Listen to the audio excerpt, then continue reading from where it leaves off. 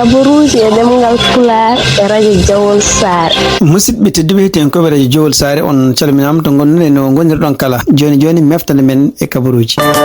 Meftande men kaburuji jamma hande jaatanen koye dendi Amatoure kaburuji dowlaji dentuɗi e kaburuji international. Bandiraɓe sehlaɓe heɗotoɓe radio Jawol Sare jam hiire mon gonɗen joni ko 11h ɗo Cincinnati ko on heure yoni toon to New York. On to seydi baɓe goni joni ko 3h du matin toon to Paris ɓe jettima 6h du matin e Téhéran oɗo sa joni goni ko 6h38 non kaburuji moɗon demgal Pulaar ko États-Unis ko giɗɗoɗen toon to Idaho wayno ko pellodiral waɗi toon hande oɗo saha tugnade hande rapport CBS mo tugnade hande koɓe kiisi ɓe mbi yimɓe kewɓe mbarama hen pellodiral ngal waɗi ko kiiɗe hande A7 toon to restaurant goto biyeteɗo In and Out gonɗo toon to Twin Falls ɗum noon ko Idaho fuɗɗi ko avant 2h30 heure local toon to Idaho galde kanko mawɗo police oɗon wuuro biyete ko Twin Falls kanko biyeteɗo Chief Matthew Hicks en huttiri jayniyankoɓe wi wonde kene wayno ko won mayɓe o en ibabude ngal ɗo pellodiral toon to oɗon nokku kono o jaɓani haalde no foti ɓeɗon mayɓe wawi wonde fof ene wayno oɗo sadio ne ɓeɗon continue ankidde woni hen ɓe kalani tawni suumaɗo ɗo hol kañum kono ɓe mbi wonde ko kanko tuumaɗo ene wayno maayi e pellodiral ngal ko wawi wonde fof ɗum kadi ko pellodiral bongal toon to Idaho États-Unis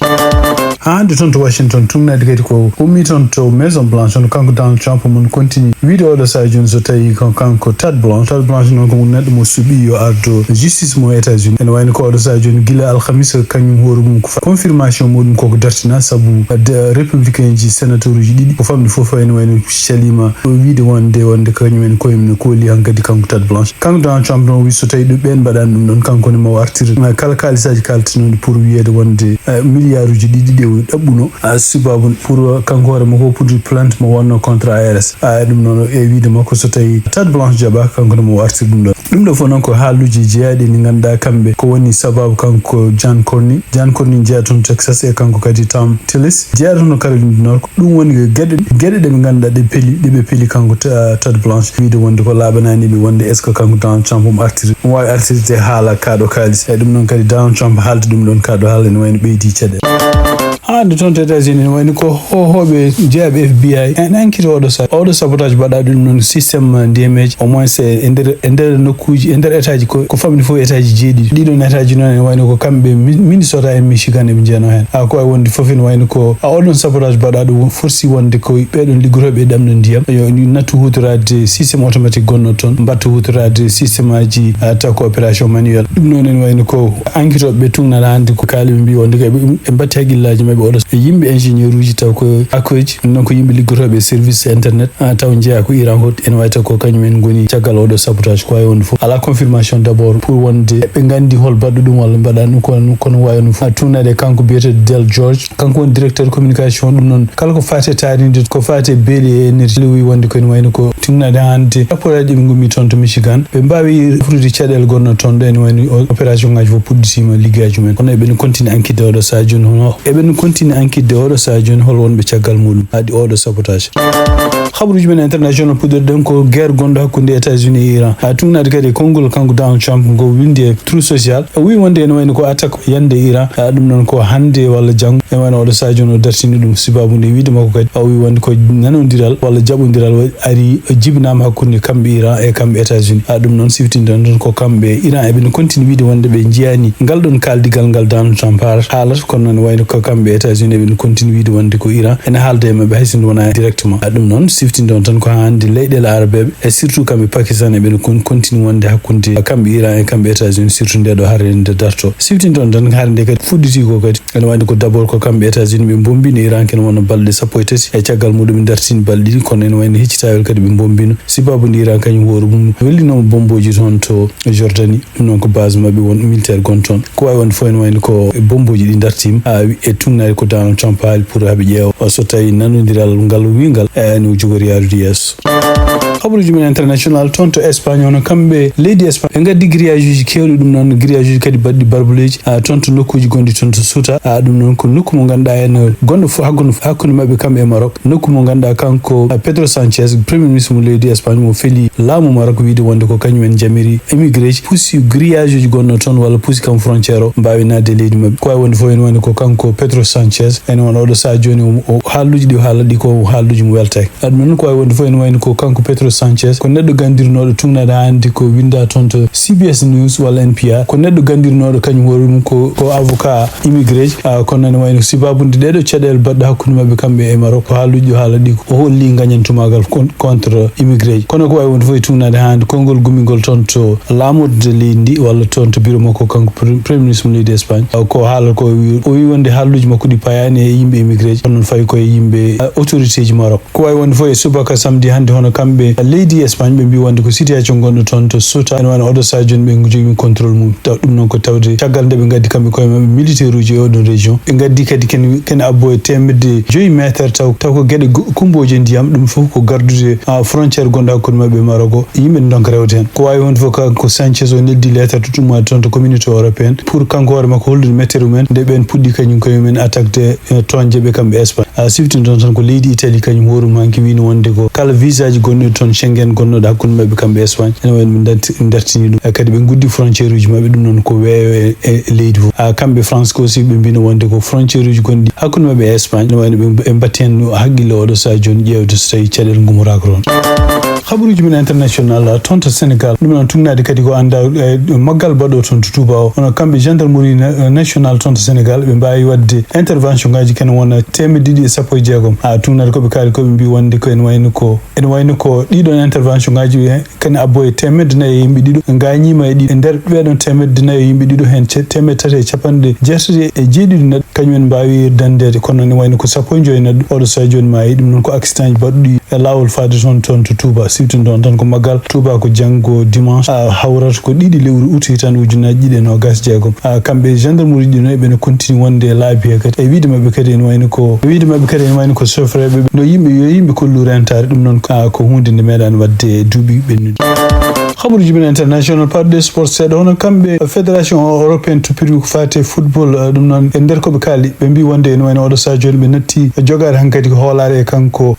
gardido FIFA hono biyeter Gianni Infantino dum non kadi dum non focus babunde kanko Infantino de wadi proposition pour wonde ko yimbe wodbe be jaaka FIFA en mbawi wadde addude kalisaji mum pour ciodo won cheruji bad investissement e FIFA e wonande yimbe hewbe gonda taw ko opinion international surtout leydele wonbe ciagal États-Unis ko limbi wonde en wayno dum do en ko yeyde kala ko fate FIFA nata wonde independent ko won fo en wayno ko kanko Infantino odo sajoni o dañi opposition mawdo wonande leydele de fof surtout Amérique latine et Europe kanyumen ko men dari be mbi wonde ko peeje de jeftude ko peeje de jabata e kanyumen ko men won hen min jeftude ha misiraji mbi wonde en wayno hankadi ko baykot kala activité ji di FIFA ardi dum non ma naw en tonto sport hadmen jokondirde Tijan Nyang d'abord ma en ciftin wonde ko hande potital wadino do e Cincinnati dum non ko tournoi ba puddido hande odo samedi golewru août odo tournoi kadi en wayno ko Pulaar speaking local mo Cincinnati ko kanyum organise dum e teddungal kanko Ibrahima Diop ko way wonde fo en wayno équipage limtade hande di en wayno ko kambe Sejol ko kanyum woni uddiddo match o dum non be kawri koy jibol tunade hande khabruji garde meden wayno ko Jol FC Jol be mbayi fide odo équipe 3-1 dum non ma en jokkondiri hono Amadou Alpha Jack o wawa rokkude en kanko ni yiyande makko Amadou Alpha bismillah.